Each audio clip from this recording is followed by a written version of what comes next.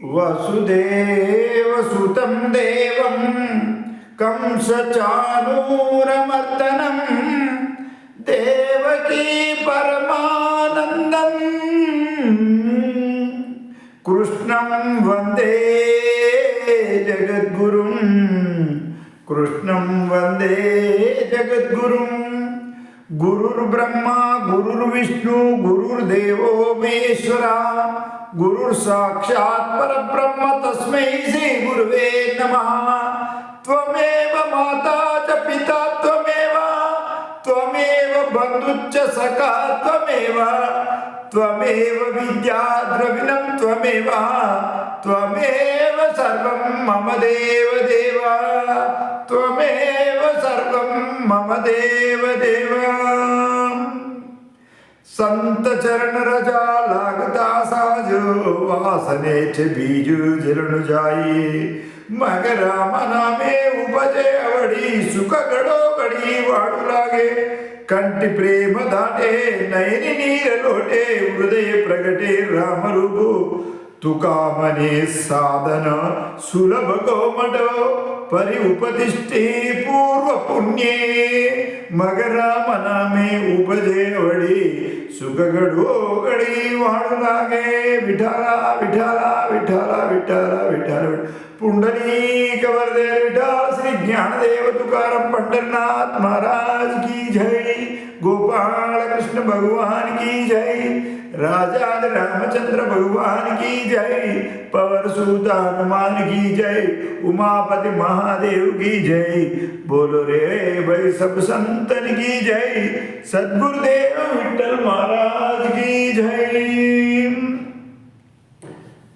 ఇక్కడ ఏమంటారంటే సంత చరణ రజ లాగుతా సహజ వాసనేచే బీజు జన్మ జాయి ఈ సహజంగా సంత చరణం ఏంది సాధు సంతుల యొక్క చరణ ధూళి సహజంగా తరిగినా కానీ మన వాసన అంటే పూర్వజన్మలో వాసనేచే బీజు అంటే మనము చేసుకున్నటువంటి పాపకర్మలు అన్నీ నశించిపోతాయి అంటుడు ఈ సహజంగా పాపకర్మలు సహజ లాగుతా సహజ అంటే సహజంగా అంటే అరే సహజంగానే అన్నారా ఏం లేదు అరే నువ్వు అక్కడ ప్లాట్ కొన్నావరా కొన్నా అరే అక్కడ ప్లాట్లో పెద్ద అండ వెళ్తుందని అని చెప్పిండు ఇద్దరు దోస్తులు మాట్లాడుకుంటారు అరే ఆ ప్లాట్ కొనరా ఆ ప్లాట్లో బంగారం ఉందంట బాగా మంది అంటారు అది కొంటే దెబ్బని వెళ్ళినట్టే మన కిస్మత్ మంచిగా అయిపోద్ది నువ్వు ఆ ప్లాట్ కొను అన్నాడు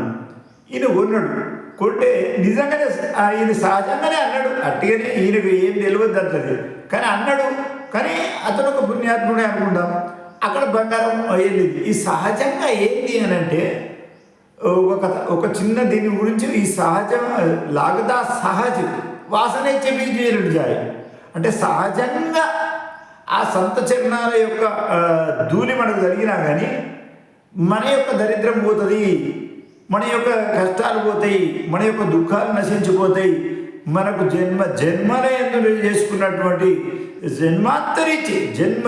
జన్మాంతరిచ్చి అంటే వేలాది కోట్ల కొద్ది జన్మలు చేసుకున్నటువంటి పాపాలు అన్నీ నశించిపోతాయి మనకు రామనామము లాగుతా వాసనేచ్చి బీర్లు చేయండి మగ రామనామం ఉపజేయబడి అప్పుడు రామనామం మనను చెల్లి రామ రామ అనేటువంటి మనం నోటికి చెప్తే వెళ్తుంది అంతకుముందు మనం రామానం అంటే అదేం పని లేని పనిరా जो काम नहीं ऐसे वाले काम है राम राम बोलने क्या था उसमें से नाम बोलने से అని అంటారు కానీ ఆ సాధు సంతుల చిరణధూళి మనకు జరిగితే మాత్రం తప్పకుండా మనలో మగరామ రామ ఉపజేయబడి ఏమంటాడు మగరామ నామే ఉపజేయడి ఇంకా ఏమంటాడు సుఖగడోగడి వాడులాగే సుఖాలు పెరుగుతూ ఉంటాయి రోజు మనకు సుఖాలే వస్తుంటాయి సుఖగడోగడి వాడు ఇంకేమంటాడు కంటి ప్రేమ దాటి ఉదయ నైని లోటి అంటే మన హృదయముల ప్రేమ పెరుగుతుంది సమాజం మీద భక్తి ప్రేమ విన జ్ఞానకు దేవ మనకి ఏ జ్ఞానం లేకున్నా అందరినీ మనం దైవ స్వరూపులు చూసి మనం వాళ్ళందరి మీద ప్రేమ దాటి హృదయ నైనిలోటి అంటే మన హృదయం ప్రఫుల్లితమైపోయి మనం సుఖప్రాప్తి పొందుతును అనేక तुगामने साधन गोमट सुगमने साधन सुलभ तुगामने साधन సులభ గోమటు పరిపతిష్ఠే పూర్వపుణ్యే. అప్పుడు ఈ తుకామహారాజు ఇది పూర్వపుణ్యంతో ఈ పూర్వపుణ్యంలో చేసుకున్న పుణ్యం ఉంటే మాత్రం ఈ సాధన చాలా సులభమైంది మనకు. అప్పుడు మనకు ఈ రామనామం మన నోటి నుంచి వెళ్తుంది అని ఈ యొక్క అభంగం యొక్క భావార్థం. దీని మీద ఒక చిన్న మనము సంత చరణ రజ లాగుతా సహజం. ఈ సహజం గురించి ఒక మాట తెలుసుకున్నాం. సహజం అంటే మనం అర్థం చేసుకున్నాం కొద్దిగా చిన్న ఒక వాక్యంతో. ఒకసారి ఏమైందట, ఒక పట్టణం లోపల ఒక రాజు ఉండేది. ఆ రాజు అక్కడికి ఒక సాధువు వచ్చిండు. ఆ సాధువు వచ్చేసేసి అక్కడ ఒక కీర్తన, ఇప్పుడు మన గీతా జయంతి నడుస్తుంది, ఇప్పుడు వచ్చేది సోమవారం నాడు గీతా జయంతి. నేను ఈ వీడియోలో ఈ 2-3 రోజులు గీతా జయంతి గురించి చెప్పాలని చెప్తున్నా. ఇప్పుడు గీతా జయంతి వస్తుంది, ఎన్నడత్తుంది నిన్నే చెప్పిన నేను, సోమవారం నడుస్తుంది. సోమవారం నాడు గీతా జయంతి ఉంది. ఈ కార్యక్రమానికి మనం ఇప్పటి నుంచే భగవద్ చింతన లోపల ఉండిపోవాలని ఈ వీడియోలు చేస్తున్నా. అందు గురించి ఇప్పుడు తయారు కావాలి. మనం ఏంది అంటే తప్పకుండా గీతా జయంతి నాడు భగవద్గీత పఠనం చేయాలి. మహాత్ములతోటి మనము ఏదన్నా వారి ఉపన్యాసాలు విని మన జన్మ కృతార్థం సహజం, అదే సహజం. వాళ్ళని మన భగవద్గీత చదివితే తప్పకుండా ఎవరైనా మహాత్ములతో మనకు ఉపదేశం చేస్తారు. అయితే ఈ విధంగా అక్కడ ఏమైంది అని అంటే ఒక సాధువు వచ్చేసింది అక్కడికి. సాధువు వచ్చేసేసి అక్కడ ఒక కార్యక్రమం నడుస్తుంది. అక్కడ ఊరోళ్ళు ఏం చేసిందంటే మన రాజును కూడా విద్దాము అని ఊరోళ్ళందరూ ఉంటారు కదా, సత్సంగాలు చేసేవాళ్ళు బాగా మంది. మహారాజులు పిలిచిర్రు, పెట్టిర్రు, మంచిగా కార్యక్రమం సభ చేసిర్రు. అయితే సాధువులు పిలిచిర్రు, సింహాసనం మంచిగా అంత స్టేజ్ వగేర వేసిర్రు. ఈ అరే మన రాజు దగ్గర పోయి రాజును కూడా మనం పిలుచుకొద్దాము, అతను కూడా చీఫ్ గెస్ట్ ఉంచుదాము అని రాజును కూడా పిలిచిర్రు. రాజుకు మంచిగా ఒకటి ఆసనం వేసారు, రాజును కూర్చుని పెట్టారు. తర్వాత మహారాజు ఉపన్యాసం చెప్తుండే అక్కడ కూర్చుండి. ఉపన్యాసం చెప్తుంటే ఈ రాజుకు మనసులో ఏముంది అంటే కొద్దిగా అనుమానం ఏముందనంటే, మా దేశానికి ఏం పుట్టిందిరా వీళ్ళకి పాగల పన, నేను ఇంత మంచిగా పరిపాలన చేస్తున్నా, అది ప్లాట్లు ఇస్తా, ఇండ్లు ఇస్తా, మంచినీళ్ళు ఇస్తా, చెప్తున్నా డబుల్ బెడ్రూమ్లు కట్టిస్తా, వగేరా అన్ని వాగ్దానాలు చేస్తున్నా. వీళ్ళకి ఎక్కడ పని లేవు, పని చేసుకో శాతగాక నోటి పెట్టుకుని సత్సంగమని పెట్టుకున్నారు. మళ్ళీ ఆయన వీళ్ళతో రాకపోతే నారాజు అవుతారు, నన్ను కూడా వచ్చి కూర్చుని పెట్టిర్రు. ఏమొస్తుంది ఆయన చెప్తుండు, ఉపన్యాసం చెప్తుండు. మనకి ఏమొస్తాయి, నాతో ప్లాట్లు ఇస్తాడా, అతను బస్ టికెట్లు మాఫీ ఇస్తాడా, ఏం చేస్తాడని ఈ మనుషులందరూ ఎంత టైం వేస్ట్ చేసి ఇక్కడ ఈ సత్సంగాలు పెట్టి అంత లక్షల రూపాయలు ఖర్చు పెడుతుండ్రు. ఆయన మనసులో ఆయనకైనా ఎవరితో ఏమంటలేడు, ఆయన అనుకుంటుండు. అంత అనుమానం అని ఏమవుతుంది దీంతో అనవసరంగా టైం వేస్ట్. ఇక చలో పోయి ఆయన కూడా నేను బియ్యం పెట్టి ఇవ్వచ్చు, వాడు సాయం చేసిండు. చలో జరిగింది, కార్యక్రమం అయిపోయింది.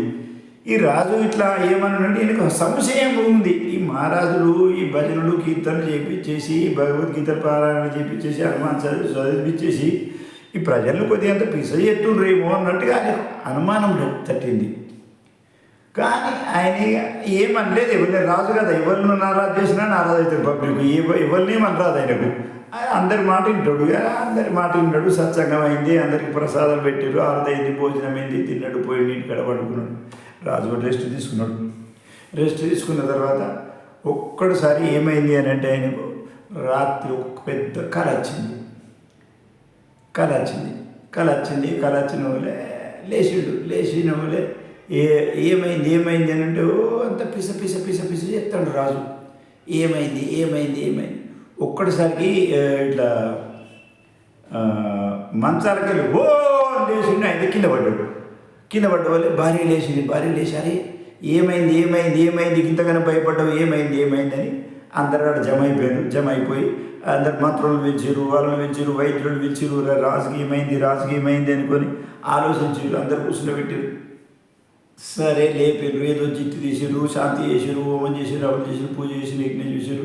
ఆయనకు జిట్టు తీసారు. ఎందుకు ఈ కళ వచ్చిందని బాగా వాళ్ళకి ఎంత పీడకలు, ఏం కళ వచ్చిందని అంటే ఇక ఆయన ఏదో చెప్తుండు. ఆయనకి ఏం కళ వచ్చింది అని అన్నది ఇప్పుడు మనం తెలుసుకుందాం. ఈ ఈ ఈయన ఏం చేసిండు అని అంటే అక్కడికి ఈయనకి ఏం చెప్తలేడు, ఈయన అంత భయపడుతుడు బాగా. అయితే ఇంతట్లనే సరే ఏమైందని అక్కడికి తీసుకుపోయి అడిగారు. ఎక్కడికి మన నిన్న వచ్చిన మహారాజు దగ్గర పోయి మహారాజు చూసిండు, మహారాజా దెబ్బని ఏమైనా చేసిండో ఏమో అని కొద్దిగా భయపడ్డారు. మహారాజు దగ్గర మీరు కాలు మొక్కారు, మహారాజా ఏంది రాత్రికి ఇట్లా జరిగింది, ఏమైంది ఏం కళ వచ్చింది చెప్పు, నీకు ఏం భయం లేదు నా మాట చెప్పు అన్నాడు. అప్పుడు చెప్పిండు, ఏమి లేదు మహారాజా మహారాజ్ నేను ఏం చేసినానంటే నిద్రపోయిన తర్వాత నాకు పెద్ద కళ వచ్చింది. ఏ కళ వచ్చింది, నేను రాత్రి అడవికి షికారుకు పోయినా. ఏమైంది షికారుకు పోతే నాకు ఏమైంది అని అంటే నేను ముంగట వెళ్ళిపోయినా, మా మంత్రులు మా సైన్యం అంతా వెనుక పోయింది, నేను ఒక్కరి ముంగటి పోయినా. సరే పోయినావు, ఏమైంది? ఏం లేదు, నాకు బాగా ధూపు అవుతుంది, ఎవ్వరు లేరు నా వెనుక, అంత బాగా ఎర్రటి ఎండ కొడుతుంది, నా వెనుక ఎవ్వరు లేరు. నేను మంత్రులు వాళ్ళందరూ ఎడవైదు వెనుకకే వెళ్ళిపోయారు, నేను ఒక్కరే ముంగటికి పోయినా అని ఈయన ముంగటికి పోతుండే. ఇటువంటి చూసే వారికి ఏంటంటే ఒక అందమైన అమ్మాయి ఆయన ముంగట నడుచుకుంటా వయ్యారంగా వస్తుంది, ఇట్లా తిప్పుకుంటా. ఈ రాజు ఆమెను చూసిండు. ఈమెకు ఆమె మీద మనసు ఏం పోలేదు రాజుకు, కానీ కాకపోతే నాకు బాగా ధూపు అవుతుందట. ఆమె దగ్గర నీళ్లు కనిపించినాయట. ఆమెను పిలిచిన దగ్గరికి, ఓ అమ్మ ఇక్కడ రా అంటే నేను రాను అన్నది. లేదమ్మా ఒక్కసారి కొద్దిగా ఇటు రా, ఏంది చెప్పు అంటే నాకు కొన్ని నీళ్ళు కావాలి. నీళ్ళు దొరికాయి మాకు, మేమే అడిగే మనుషులం, మాకే నీళ్ళు దూరంకి వెళ్ళి తెచ్చుకుంటే మాకు నీళ్ళు దొరికాయి, ఏం దొరికాయినదట. అదే నీళ్ళు దొరికాయంటే మా ఇట్లా బాగా ధూపు అవుతుందమ్మా, నాలుగంత గుంజుకపోతుంది, నేను చచ్చిపోయేటట్టున్నా బతికితట్టులేను అని అంటే, నువ్వు నీళ్ళు తాగాలంటే నేను మా నాన్న అడుగు, మా నాన్నకు చెప్తే ఇస్తానన్నదట. అయితే మా నాన్నగారు పిలువు అంటే, అయితే నాన్న ఇక్కడ వచ్చేది ఈయన రాజాట, ఈయనకు మంచినట్టు కావాలన్నట్టు అడుగుతుండు నన్ను అని అంటే ఉరికొచ్చేసి దండం పెట్టిండు రాజు గట. ఏం సంగతి, ఏం లేదు, కొన్ని మంచినీళ్ళు పోయేవా? అరే మేము అడిగి మనుషులం పోయి అట్టిగా ఏం పని చేయమన్నాడు.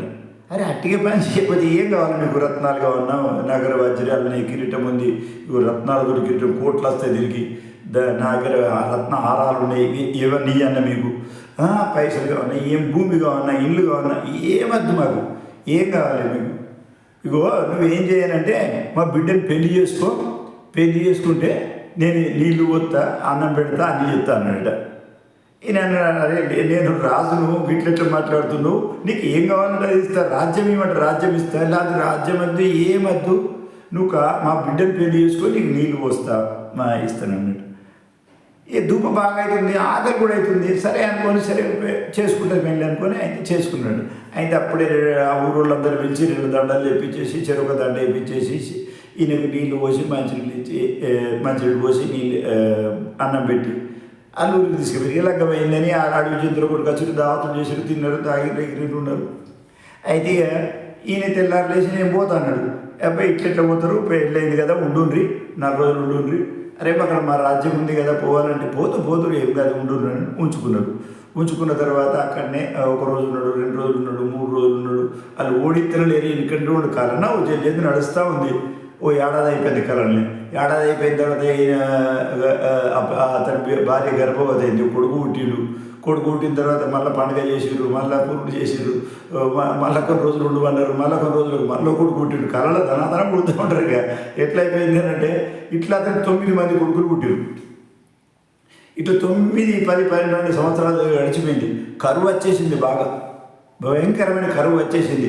అందరు చచ్చిపోతురు, ఎక్కడోళ్ళు అక్కడ చచ్చిపోతురు. ఇతను 9 మంది పొరగళ్ళు అయిపోయారు. ఒక్కడిసారి నానా ఎవడరా నానా అని మా ఎంబడి తలిగిర్రా అని ఈయన మొత్తుకుంటుడు. లేదు నానా మాకు ఆకలి బాగా అవుతుంది పొరగళ్ళదని ఎడుతుండ్రు. భార్య అంటుంది, పొరగళ్ళ అన్నావు ఏమి వీళ్ళకి తిండి లేదు, ఏం లేదు, చచ్చితట్టు ఉపాసం ఉండడం, ఎక్కడికైనా పోయి ఏమన్నది. అరే ఎక్కడేంది ఏమని బాగా కరువు పడ్డది. అసలు పక్షులు అంత నీళ్ళు లేక పక్షులు చచ్చిపోయినాయి, పశువులు చచ్చిపోయినాయి, ఏమీ లేవు, ఏం దొరుకుతలేదు, ఎక్కడ పోయినా నాకు బాగా కష్టమవుతుంది, ఏం దొరుకుతలేదు అని అంటే ఇట్లా నానా ఆకలి అని మీద పడి ఏడుస్తున్నట. అదే లొల్లి పెడుతున్నాడు బాగా ఎంతో ఆడా చేసి ఇట్లా అట్లా అంబలి గలువు గడ్డలు మన్ను దుబ్బ తినిపించినా కానీ ఆకలి లొల్లి అయిపోయింది. ఎవై ఆష్టకచ్చి ఏం చేయాలి రా భయ్ అనుకున్నాడు. అరే ఏం లేదురా భయ్ నన్ను కోసుక తినుడు అన్నాడు. అంటారు కదా ఎవరు నా దగ్గర ఏం లేదురా భయ్ నన్ను కోసుక తినిగా నేనేం చేయాలి ఇక దొరుకుతలే ఎక్కడేం పోయినా అంటే అది కోసుకున్నా మీరు రాజులట కదా బాగా మంచిగా ఉంటారు కమ్మగా ఉంటారట అని ఆయన పొరగాళ్ళు ఏం చేసినట్టు 9 మంది కదా తరోదికు పట్టుకున్నారు. ఆయన కళ్ళు తీసుకొచ్చారు బొడ్డికాయ పెట్టి కర్ర కోసేసి ఒక్కసారి పోయింది అబ్బా అన్నాడు. ఒక్కసారి కింద పడ్డాడు. కళ తెలిపోయింది అంత తెలిపోయింది. అప్పుడు భార్య ఏమైంది అంటే ఇట్లా కళ వచ్చింది అని చెప్పిండట. చెప్తే అప్పుడు అతని జిడ్డు వగర తీసేసి మళ్ళా అతని దగ్గర తీసుకుపోతే అతను ఏం చెప్పిండు అని అంటే, రాజా మీకు నిన్న అనుమానం ఉండేనా? ఉండే.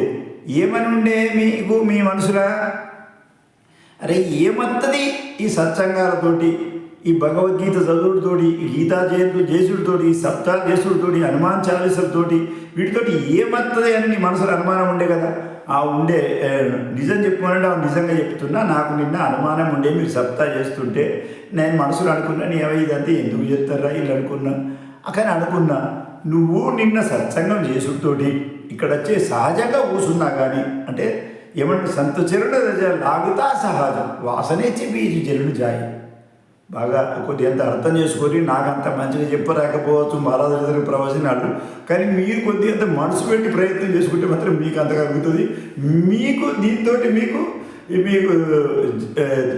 వాసనే మన సంతచరణ రాజా లాగుతా వాసనే బీజు జరుడు జాయి అంటే మీ యొక్క దుఃఖాలు పోతాయి అని ఈ అభంగం చెప్తుంది. నేను చెప్తున్న చూడండి ఇది ఇక్కడ. అయితే అతను వచ్చేసి సహజంగా కూర్చున్నాడు. ఎవరు రాజు పబ్లిక్ పిలుచుట్ల కూర్చుంటే ఈ సత్సంగం విన్నాడు. అయితే సత్సంగం వింటే రాత్రి కళ వచ్చింది. కలస్తే ఈ కళలో పడతను అడవికి పోయి ఈ విధంగా కష్టమైపోయాడు. ఆ పిల్లగాళ్ళు అతను 9 మంది పిల్లలు పుట్టి ఇతను మెడకాయ వస్తే ఇతను భయపడి మంచాలకి కింద పడి ఏ కారణంతో ఈ కళ వచ్చింది అని అన్నాడంటే ఆ మహారాజ్ చెప్పింది ఏంటి అని అంటే, నీవు నిన్న సత్సంగం వినడం ద్వారా నీకు 7 జన్మలలో కష్టపడేది అంతా నీకు తేలిపోయింది నిన్నడు సత్సంగ ద్వారా. ఏ విధంగా అంటే నువ్వు నువ్వు చచ్చిపోయి పునరపి మరణం అంటే మళ్ళీ జన్మం ఉంటుంది. మన గురుజన్మ సిద్ధాంతాన్ని నమ్ముకోవాలి మొదలు. ఈ విధంగా మనం నువ్వు వచ్చే జన్మలో కూడా ఈ విధంగా ఒక మన దాన్ని ఏమంటారు పాసిబిలిటీ కడుపులో పుట్టి ఒక ఆమె పెళ్లి చేసుకొని 9 మంది పిల్లగళ్ళ కానీ వాళ్ళని నువ్వు తిండికి లేక వాళ్ళని కోసేస్తే నువ్వు చచ్చిపోయి మళ్ళీ పుట్టి మళ్ళా అదే పిల్లని చేసుకొని మళ్ళీ 9 మందిని కానీ మళ్ళీ చచ్చిపోయి ఈ విధంగా 9 సార్లు నీకు జన్మని వచ్చేది ఉండే. అంటే 9 సార్లు జన్మం ఎత్తి 9 సార్లు ఈ కష్టాలు అనుభవిస్తుంటుంది. అది నీకు ఏమైంది అని అంటే నిన్నటి సత్సంగం ద్వారా ఒక్క సత్సంగం ద్వారానే నీకు కలలోపట అది వెళ్ళి దాటిపోయింది. అంటే 9 జన్మల నీ యొక్క కర్మ తొలగిపోయింది. అంటే వాళ్ళు ఇచ్చే బియ్యం కాదు, జన్మాల నుంచి వచ్చేటువంటి కష్టాలను తొలగించగలిగితే సత్సంగం. అదే మళ్ళీ ఏ విధంగా సహజంగా సంతచరణ రజ లాగుతా సహజ వాసనేచే బీజుజ్జలను జాయి అంటే ఈ విధంగా తొలగిపోతాయి మన దుఃఖాలు వచ్చేటి. ఎట్లా తొలగిపోయినాయి? ఈ గవర్నమెంట్ ఇచ్చేటువంటి ఈ ప్లాట్లకు ఈ టికెట్లకు ఆధార్ కార్డులకు సరిపోయేది కాదు. జన్మాంతరంలో వచ్చే కష్టాలు తొలగిపోతాయి. అప్పుడు మనకి ఏమైంది? ఏ విధంగా నేను పుణ్యవంత శ్రీమంత శుచీనాం యోగ భ్రష్టో విజాయతే. శ్రీమంతుని చేసేది నేనే శ్రీమంతుని చేస్తాను, నీకు పుణ్యవంతులను చేసేది నేనే. ఈ సత్సంగమే చేయగలుగుతాయి, సంతచరణాలే చేయగలుగుతాయి. ఈ విధంగా మనకు సత్సంగాల గురించి తెలుసుకోవాలి. ఒక్కొక్క మాటను తెలుసుకుంటాము. అంతకంత ఇవాళ మొత్తం ఇక మకరామనామే ఉపజేవడి ఈ విధంగా చెప్పాలంటే ఇది 1 గంటన్నర ప్రవచనం అవుతుంది. నేను ఒక్కటే సంతచరణ రజ లాగుతా సహజ వాసనే బీజుజ్జలను జాయి. ఈ యొక్క మన యొక్క వాసన బీజులు ఏ విధంగా నశించిపోతాయో దాని గురించి మీకు ఇవాళ ఒక విషయం చెప్పిన అర్థం చేసుకుని అంటే సాధు సంతుల యొక్క చరణధూళి జరిగితే మనకు ఈ యొక్క జన్మాంతరం చేస్తున్నటువంటి అపకర్మలు తొలగిపోతాయి. ఏ విధంగా రాజుకు కలలోపట ఆ విధంగా ఆ జన్మలన్నీ నశించిపోయినాయో ఆ విధంగా మనకు ఈ గీతా జయంతి సందర్భంగా మనం భగవద్గీత పారాయణాలు చేసి సత్సంగాలు చేసుకొని అందరం కలిసి భగవద్భక్తి చేస్తే మనవి కూడా మన జన్మ కూడా కృతార్థమైపోద్ది. ఆ యొక్క సాధు సంతుల యొక్క చరణధూలితోటి మనం ధన్యులమైపోతాం. ఈ విధంగా చేద్దామని మనం ఇది చేద్దాం, సంకల్పం చేసుకున్నాం. సోమవారం నాడు అందరూ కూడా ఇప్పటి నుంచి ఈ రోజు నుంచి భగవద్గీతలు చదవండి, హనుమాన్ చాలీసా, రామాయణ గుడి పోండి, రోజు అందరూ తప్పకుండా ఈ విధంగా ప్రయత్నం చేయండి. జీవితంలో కృతార్థులు కావాలని నేను కోరుకుంటున్నా. హరి ఓం తత్స. జయ జయ రామకృష్ణ హరి. హరే రామ రామ రామ హరే హరి. హరే కృష్ణ కృష్ణ కృష్ణ హరే. గోపాలకృష్ణ భగవాన్ की जय.